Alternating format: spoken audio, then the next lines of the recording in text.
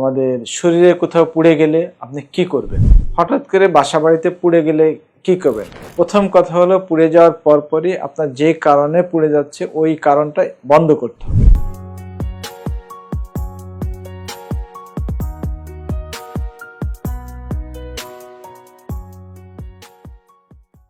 আসসালামু আলাইকুম, আমি ডাক্তার মোহাম্মদ হেদায়েত আলী খান, সহযোগী অধ্যাপক প্লাস্টিক সার্জারি। তো প্রিয় দর্শক, আপনাদের মাঝে আমি এসেছি আমাদের শরীরে কোথাও পুড়ে গেলে আপনি কি করবেন, কি ব্যবস্থা নেবেন এটা বলার জন্য। তার কারণ হাউসহোল্ড বার্ন বা ডোমেস্টিক বার্ন আমাদের প্রায় হওয়ার হামেশা ঘটে যায়। যেমন বিভিন্ন কারণে পুড়ে থাকে। চা, কফি বা গরম কোনো পানীয় খাওয়ার সময় হঠাৎ করে পুড়ে যেতে পারে। বাসাবাড়িতে রান্না করার সময় পুড়ে যেতে পারে। ইভেন আপনার ছোট ছোট যে বাচ্চারা দেখা গেল যে সুইচ বা প্লাগে হাত দিল, আঙ্গুল ঢুকাই দেয়, ইলেকট্রিক বার্নও হয়।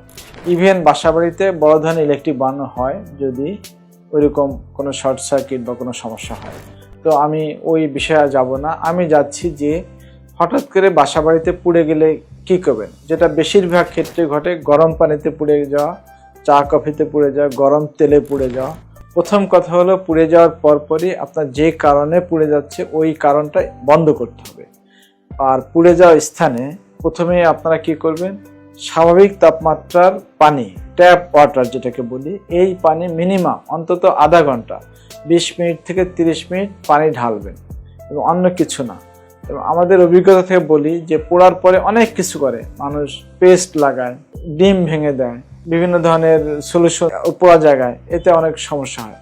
তো প্রথম কথা হলো যে পুড়ে যাওয়ার পর ইভেন 30 মিনিটের ভিতরেও যদি আসে, তাও আপনি কি করবেন, 20 মিনিট থেকে 30 মিনিট স্বাভাবিক তাপমাত্রা পানি বারবার ঢালতেই থাকবেন। এরপর জায়গাটা পরিষ্কার করে ঢেকে নিকটস্থ ডাক্তারের কাছে যাবেন, অথবা আপনার হাতের কাছে কোনো ফার্মেসি থাকলে যেখানে সিল ক্রিম নামে একটা ক্রিম আছে, এই ক্রিমটা লাগালে পোড়াটা দেখবেন অনেকটা উপশম হবে।